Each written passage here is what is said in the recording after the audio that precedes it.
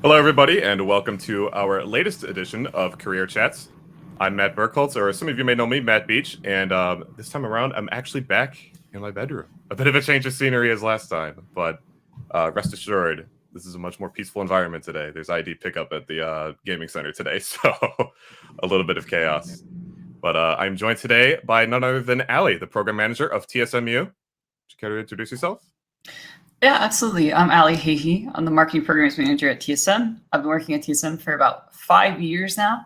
I've been in the esports industry for around a decade, which makes me feel so old to say that.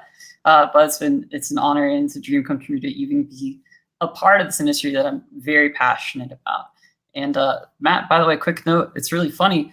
You mentioned the venue you're looking for earlier was booked, and then you're in your bedroom. So did someone book your bedroom, or were you thinking of something else? No, usually. So last time I hosted the Career Chats episode, it was at the Esports Gaming Center at DePaul University. And Gotcha. that was the plan again, is that I would be there again for this episode, which is why we're starting a little bit later today.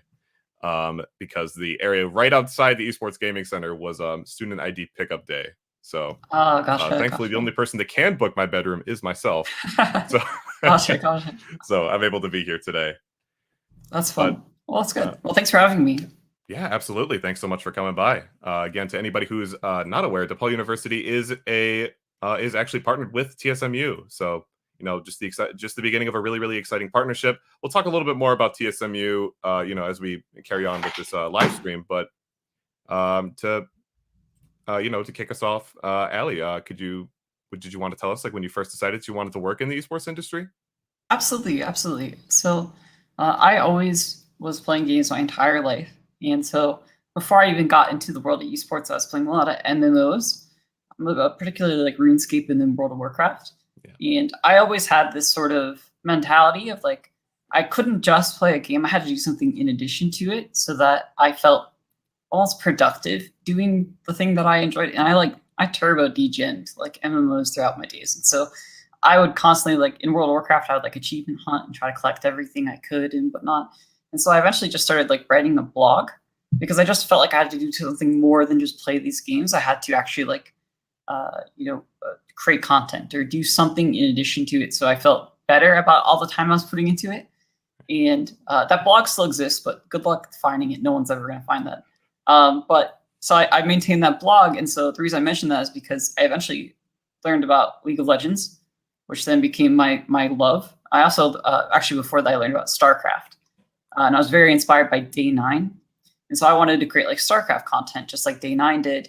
And then eventually when I switched to League of Legends, I wanted to do the same thing. Once League of Legends came out in season 1, I was all about League. And so I wanted to create content. So I wrote guides. And through writing those guides, I actually submitted a guide to a website that was owned by Curse at the time, which then became Team Liquid. So I wrote a guide, posted on their forums for a website for League of Legends guide content. And Steve Arhansett, who's the co-CEO of TL, actually saw my guide, and he was a huge fan of what I wrote. I wrote about like psychology to solo queue, general things like that. And so I was able to get my name out there from creating content, which then eventually led me to getting hands-on in the esports space with like operational stuff, running tournaments, basically anything that you can do in the esports space, I've probably done to an extent. And it's all because I started creating content and getting involved in that way. Wow, that's honestly a really inspirational story, because that's just the sort of thing where you were just kind of doing your own thing. That's like right. Stuff that was like interesting to you, a lot of like a lot of personal passions, and you were able to transform that gradually into a career that as a result you're very passionate about. Absolutely. I'm very fortunate, and it's something that I talk about a lot for like how people want to be in esports. I mean, the most common question I get asked is, well, one, how do I join TSM? Which is not my favorite question to ever be asked.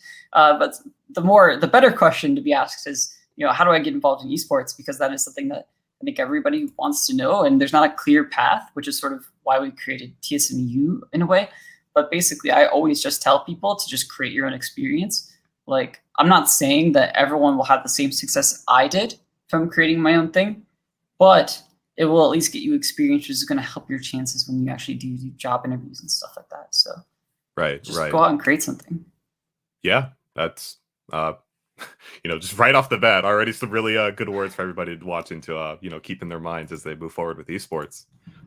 Would you say then that you had like a would you say that you had like a formalized educational experience then with developing the skills that you needed to break into the esports industry, or was this something you had to develop kind of as you went on with continuing your passion projects? Good question. I had no education beyond a high school degree. I am very fortunate to be where I am. As far as like, I had some really great mentors along the way. Steve Arhanson, Right. shout out to him. He was a huge help in my early days. Also, Nick Allen helped me a ton when I worked at IGN. And then also, Don Boyce was a mentor for me when I joined TSM. He helped teach me some really good intricacies for partnerships in marketing. And so through those mentors, I was able to get on-the-job experience, which helped me sort of shape where I am today, as they were able to, sort of add some like actual professional knowledge and training to like sort of just my passion and like kind of grassroots sort of mentality that I have towards esports in general. So it's actually kind of ironic that I run TSMU and am really into collegiate esports now, and that I haven't graduated college or even went to college. But that's because it's not the path for everyone. And that's something that I always preach in TSMU. And it's why TSMU is open to everyone, despite it being a collegiate program. We encourage anyone who wants to be involved with it, because, like I said, it's not the correct path for everyone. But I encourage anyone to go to college who can go to college in that sense. Yeah, I mean, I think that's a really good sentiment to bring to the table, because a lot of I think it's no secret that a lot of I don't know if you could say like third party, but like individual like organizations that work with like university students, a lot of them tend to be a little bit more narrow focused. It's like, oh, Yeah. just the people that are enrolled in university, or like in even some cases, just the people that are enrolled in specific programs. But like you said, especially with like a field like esports, there's so many different ways you can go about it. That's right. It's important to not stay limited in that way. Absolutely. So to everybody watching, really quickly, if you did have any questions for Allie, we could feel free to just drop them in the chat below, whether you're watching on Twitch, YouTube, or Facebook. We'll be sure to answer it at the end of the stream here. And in the meantime, usually this is where I would plug that you could check into the event in the bottom right-hand corner, but that QR code is actually not up to date. So if you stick around our DePaul Esports socials, if you stick around on our Discord server, most specifically over here at discord.gg/DePaul Esports, we'll be sure to post in the check-in code over there pretty shortly after the stream, and you'll be able to check yourself in right there. Alternatively, if you wanted to go the full mile, you could log into D-Hub, go over to the Esports at DePaul page, and you could find it, or actually just I think in the overall event calendar, you'll be able to find it there, and you can go and check in manually there if you so please. And with that said, I think we got a really good amount of context to like kind of your journey in the esports industry, Allie, and how you've been able to get to the point you're at today. So with that said, let's talk about your latest project, TSMU, which we've dabbled on a little bit before, but I think to those who do not know, would you be able to detail some of the opportunities and resources that are available to the students that are affiliated with the program? Absolutely. So TSMU, we have three main focuses is the way that I think about it for our target audience, which, I mean, if they're watching the stream, then they are that target audience, to note. But we want to help support those of you who want to work in the esports industry. And we do that through career resources and access to industry professionals like Q&As. We do a weekly Q&A on our Twitch channel, twitch.tv/TSMU University. Tonight, our guest is Christian Lee. He's the Global Sales Executive at TSM FTX.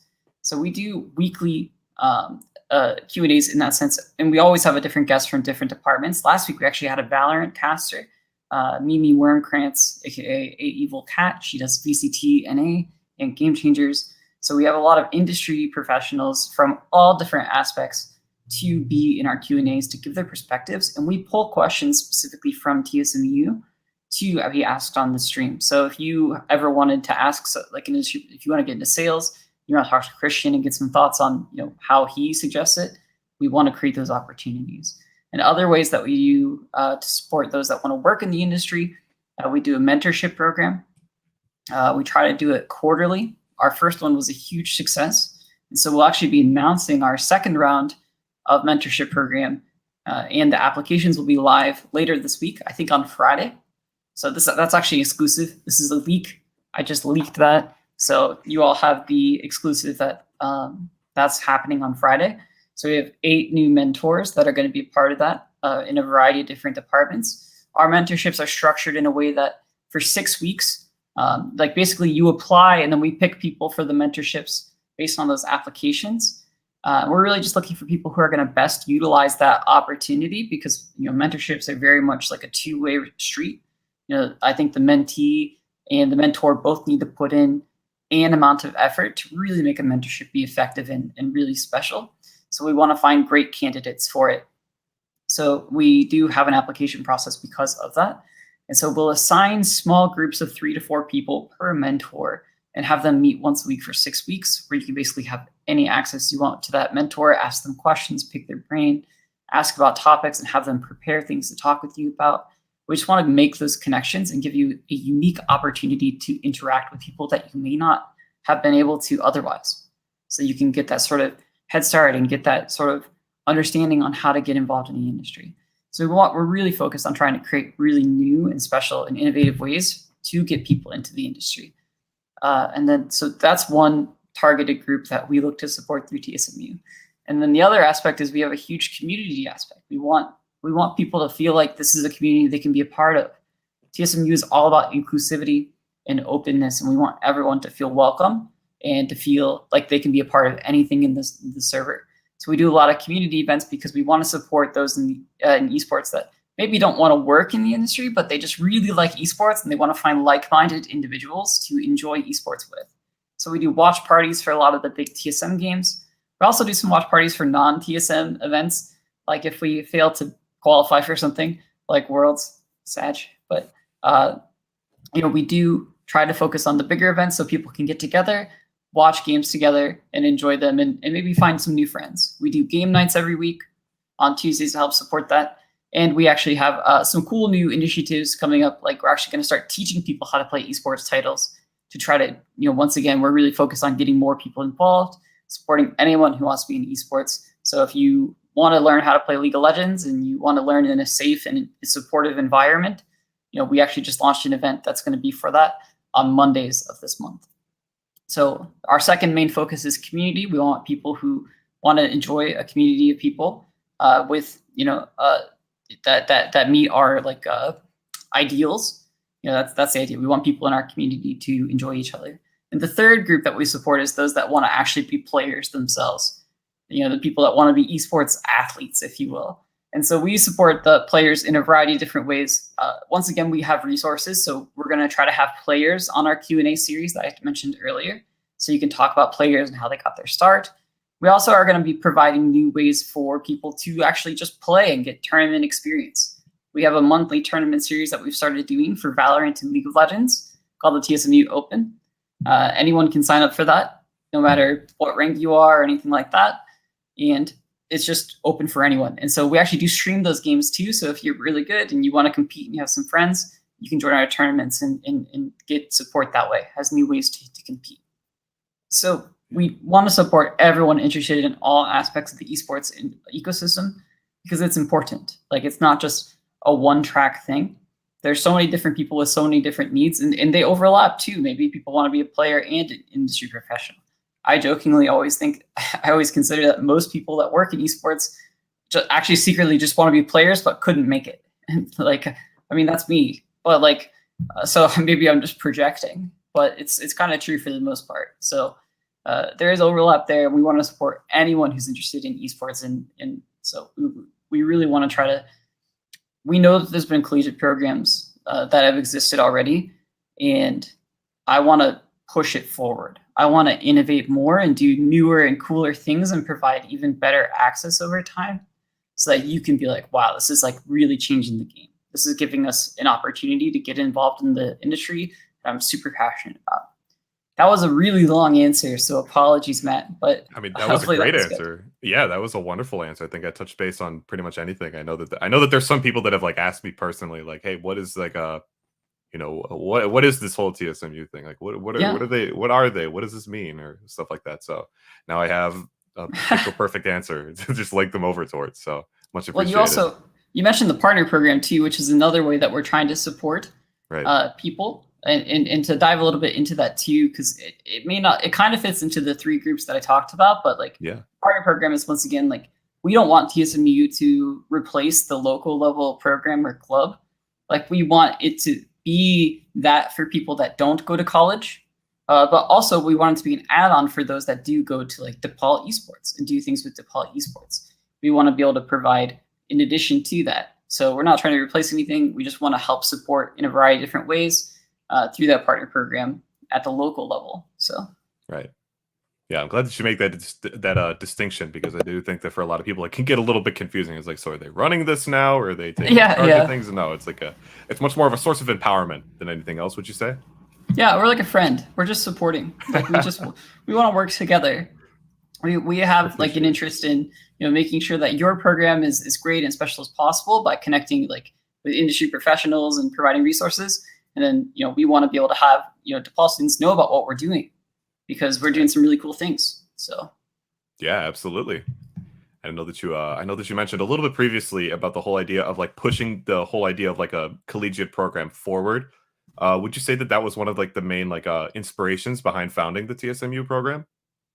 Yeah, it definitely was. So TSMU has been longer in process thing than I think most people realize. I've been working on TSMU not full time, to be clear, because then I would be disappointed in myself if it took this long. But I started working on TSMU in 2019, so it actually took about 2 years for us to actually launch this. And part of that is because I've created multiple different iterations of what TSMU is, and then I scrapped it because I thought it sucked. And it's better to actually just constantly be trying to figure out the best thing that you can do. And so I always worked on TSMU in addition to my existing responsibilities. I used to work on our partnership team, managing our relationships with Lenovo and Logitech and all of our other sponsors. And then in addition to that, I worked on our collegiate program, because to TSM, collegiate is very important. We want to help support those that are looking to get into the industry, basically the next generation of industry professionals, help support them. And then, so it took a bit. And what was the most important piece of preparing for actually creating TSMU is I talked to a lot of college students. Like I wanted to know what they thought about existing programs. I wanted to know what they liked about existing programs, what they didn't like about existing programs. And one of the most important pieces of feedback that I received is that when they talked about existing programs and pros and cons, one of the most common things I heard was that there wasn't a sense of community. It was very much like very transactional. Like people would join servers and whatever just for like the resources they wanted, and then they would never interact beyond that. But there's never a sense of like, this is a place I could go to find new friends, play new games with, that sort of thing. So that's why community was a huge focus for me going into TSMU, and making sure that it was kept in mind, like no matter what we did, because I wanted to be more than just a transactional, like, yeah, you just show up for the Q&A and that's it. I want you to actually find people to play League of Legends or Valorant with in our server. So we've set up roles to help find that and create those connections, the community events that we have existing. So a lot of thought went into everything that we're doing. And so it took a lot of time. But the main inspiration, honestly, was just TSM wanted to do something in the collegiate space. So we saw an opportunity and a void. And it took time for us to develop what exactly that would be to best support the collegiate environment. And I'm glad we took our time, to be honest. But now that we actually have it launched, we're doing some really cool things. So super happy to have it actually be live. Yeah, absolutely. I mean, I think especially like I'm especially happy that you took that extra time to like reach out to like actual like college students and like ask them like, hey, you have any ideas on this or that, or like any feedback? Because like you said, like there's not very much like a sense of community, and I think that goes I think that goes both ways with a lot of like collegiate programs. Just as somebody who's been around the block myself as like a college student, I've been at DePaul for like 6 years now. I'm in my master's program, so I've seen quite a few programs from time to time pop up, and it does go both ways in the sense that it's like you feel like there's that lack of connection between the organization and like the student body, or at least like the community that they're trying to reach out to, because they tried to guess on what they would want, or they tried to be like, oh well, they're college students, they probably want to do this or that. So just from personal experience, I think it's really, really great that you're able to take that extra time to like work alongside the community to try and build something that would be as efficient and as useful for everybody as possible. Yeah, absolutely. And that mentality has always been constant, even after launch. Like I am constantly taking feedback. My DMs are open. Like it's very intentional that like not that I wanted to be the face of something, but like we wanted that personal touch of like the program's leadership, which is me. Like I'm in the server every day. I'm constantly talking with people. Right now today I've been spamming the Genshin chat because I just pulled Bale yesterday, which I'm super excited about. Super big fan. And so like I'm constantly talking and understanding and trying to create those relationships in the community. I am a member of the community too. And I want to know what people like and what they don't like. And so we're sending out surveys. We always want to hear feedback and how we could be doing better, because that's my personal mentality. And it's also the mentality of TSM, which is like, we want to be the best versions of ourselves we can be. And so that constant communication, getting feedback, whatever, that will always be a thing at TSMU, because we want to know what we can do better. Like I think everyone should have that mentality. We should always want to compete with ourselves and be the best we can be at whatever we're doing. Yeah. So I think that's a great mentality to carry forward, especially with something like this, where you're working with like these large groups of people. Absolutely. So I think you've sold a lot of us who were a little bit confused before on what the idea of like TSMU is and like where it's beneficial for everybody. So everybody can get involved with TSMU via just joining your Discord server, correct? Or at least that would be the place to get started. That's like the central hub. So yeah, discord.gg/TSMU. It's on the screen. Look at that. So definitely check it out if you haven't already. We have like an introductions chat. So if you are watching the stream and you want to join, definitely please do, and then introduce yourself in the introductions. Let me know that if you came from the stream. I would love to see it, and then I'll say hi. I'll weave with my little Twitch emote that I have. And so like you mentioned it, like about like the confusion about what TSMU is, and that's because it's hard to briefly explain it because there's so much to it. Like I remember when we first launched, there were a lot of people on like Reddit and stuff that were like, wait, if it's open to everyone, why are you calling it a collegiate program? I'm like, well, it's because that's our focus, but we're not trying to be, exclusive, So it's kind of hard to fully communicate it briefly. Also, I'm kind of inherently wordy, so.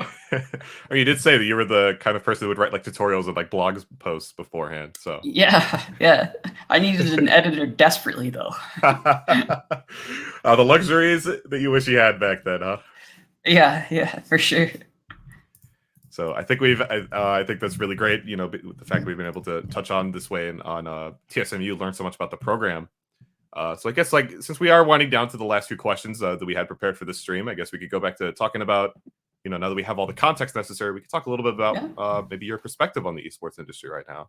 So sure. I guess one of the big questions that people tend to ask when they're interested in the industry, whether it's gaming, esports, or both, is, what's something that you wish you would have known about the industry before you just entered the field? And I know that your perspective might be a little bit unique in the way that you were always kind of into it in the field. Yeah. It's just that it started as like a passion project. So I guess like you could draw the line wherever you wanted on that, but like what was something that you wish you knew, I guess, like ahead of time before it was a little bit later? Yeah, absolutely. So mine is it's not personal in like a weird way, but like when I first started getting my start, I basically was like, I wasn't going to college. And my parents did not support me working in esports for like the first 5 years of me working in the industry. They thought I was wasting my time, that video games would never be a thing. And then it wasn't until TSM was like, yeah, we're going to move you to LA. We'll pay for your move. We'll bring you to LA. I used to live in Ohio. And so I thought I was doomed because there's no esports in Ohio. And so, but it wasn't until then that my parents were like, wow, okay, this is a real thing. They're actually moving you to LA. They're paying you like real money to actually be a part of this.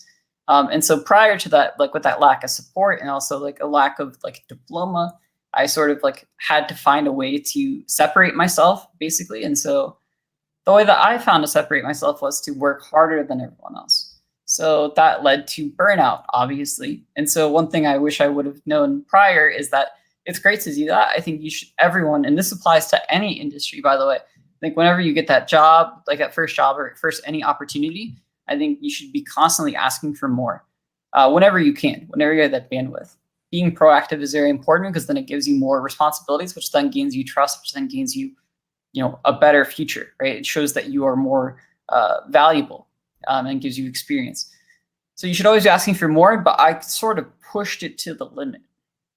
And so I was constantly asking for more, and it was like all I was doing. I was working every day, just super long hours. And so because it's what I'm passionate about, and so it wasn't really a problem. And I saw it as like, I can do this. And I did. But what was the consequence was I've severely burnt out several times in my career because of that. And so what I wish I would have told myself is to be more respectful of my own time and understand that like you don't need to subscribe to this. I see it on social media all the time, and it drives me insane because it's not true of that like this hustle and grind culture that if you're not successful, it's because you're not working hard enough. That is so stupid, like, and not true. Like, yeah, you should work hard, but if you're working like 18 hours a day every day on something, maybe you're just not time effective, right? Like maybe you need to reevaluate how you're actually working, because nothing should be taking up 18 hours of your day, sort of thing. So I wish I would have known to, be more respectful and set boundaries with my time, because I was in a mentality of like, I'm going to succeed no matter what.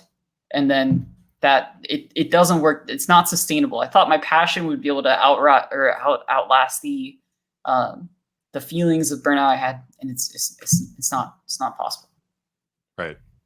Yeah, I think that's something that is definitely hits home for a lot of college students as well. Just in general, the idea of like burnout and like, I'm glad that you mentioned the point of like, time management as well, or at least like managing your schedule a little bit better, being respectful with your boundaries, because I feel like the counter argument to that, to what you've been saying a lot of times, ends up being like, oh, well, I just have so much stuff I need to do. That's just how it has to be. I have to work this hard. It's like, no, maybe you don't. You just have to like take a couple of steps back and, reassess everything and start to figure things out from there. So I think it's a really, really great sentiment to like put forward as like something to just keep in mind.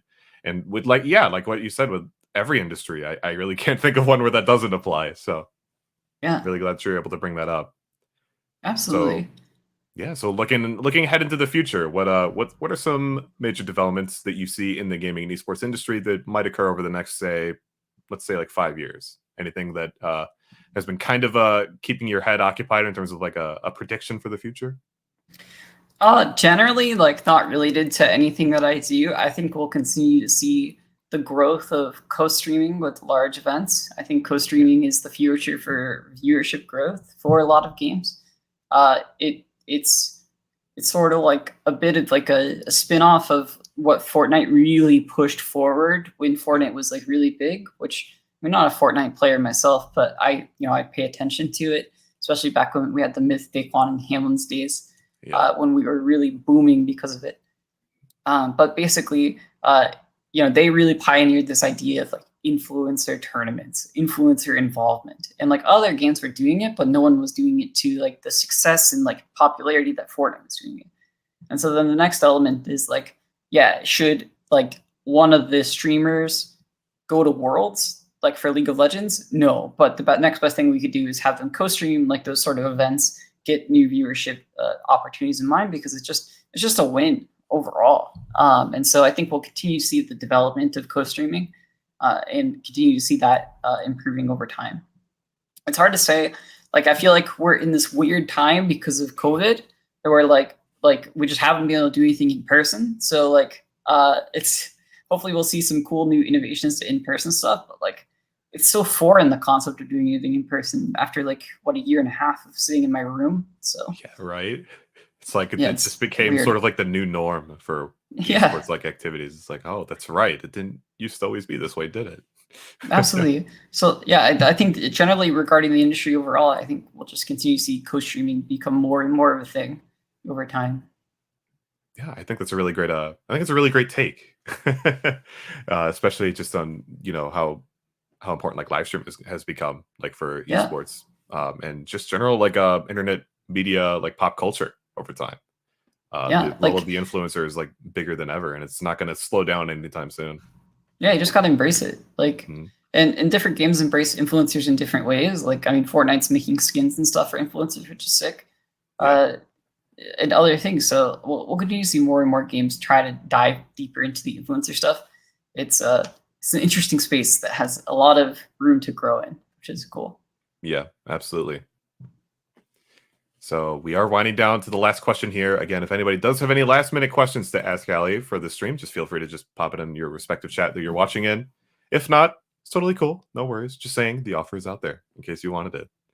So, of course, we are. So to cap things off, I know you've given us, so many great pieces of advice from your perspective in terms of like your unique esports journey, looking back at things retrospectively, or just like the current outlook that you've gained as you've, been in the industry for so long. So to cap things off, what's one final piece of advice you could have for DePaul students that are looking to get into the esports industry? Yes. So I'm going to actually give multiple advice, if that's okay. Please do. For multiple different people, because this is probably my most commonly asked question from a variety of different perspectives in the TSMU server, which is totally fine. I'm happy to answer anytime anyone has any question for me. But I have an answer for this for players and for those that want to work in the industry. So for players, it's a little simple. So a common question I get asked, which I answer whenever people don't just say, how do I join TSM? If you're like, hey, like I seriously, like I think I'm good at this game. I want to try to become a pro player. So my advice to anyone who does want to become a pro player is that the first step is you need to work on your individual skill. If you cannot attain the highest rank in the game that you want to go pro in, then how are you going to expect to go pro in that game? So I've actually had someone who's like silver rank ask me if they could be a pro player. No, unfortunately. And so you need to be able to individually accomplish that rank. If you're blaming like ranked queues or something for why you can't attain that rank, that's making excuses. If you cannot, like if you want to be a pro Valorant player and you can't reach Radiant, it's not going to happen for you. And then secondly, there are exceptions to be clear, but for the most part. And the second thing is that, once you actually attain that high rank, you need to start looking at your games as networking opportunities. And what that means is that you need to start building your individual brand for yourself. And so that doesn't mean just like shouting out your Twitter in every game or anything like that, but it just means building genuine connections, because once you're at the highest level of play, you are playing with the same players over and over and over. And so people are going to remember you when you're at that level. And so if you are a good teammate, you communicate well, you're not like toxic or annoying or anything like that, people will remember that. And so that's how people get on teams, that through networking, through connections of people that they've played with in solo queue, that's where you're going to find opportunities. So you need to keep that in mind when you're playing your games. I know it's really easy to get frustrated, especially in team games, and be a little toxic, but that's not going to help you if you want to be a pro player. So keep in mind and see your games as networking opportunities. And then the third piece of advice for players I would say is start working on your brand today. And by working on your brand, that could mean a variety of different things. It's wild to me how many players don't use Twitter as often as they should. We start building that Twitter following. You may have like 10 followers for so long, but it's okay. Keep creating that content. Keep building it, right? Like start posting clips on Twitter. Record your games and post on YouTube. If you have the capabilities to stream, try streaming. You're going to have like no viewers for a while, and that's okay, because that's how every streamer starts. So you just need to start building that brand, because that's also another piece that is going to help you get signed to a team is your marketability, your branding. If you have a high Twitter following, it's going to help you get picked up more than if you didn't, even if your skill level is insane. So those are the pieces of advice I would say. Attain the highest rank, start treating your games as networking opportunities and building those relationships with other high-ranked players, and then also start working on your brand from YouTube channel, Twitch channel, Twitter, TikTok, all of these things. Start doing it today. It does not matter if you have 0 views. Just do it. Just do it. That's it.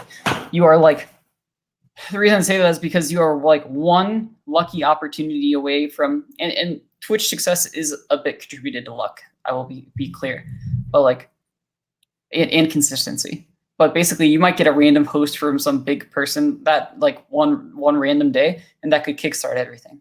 So something that you need to just be consistent about and just start doing it. So that's my advice for anyone who wants to be a player.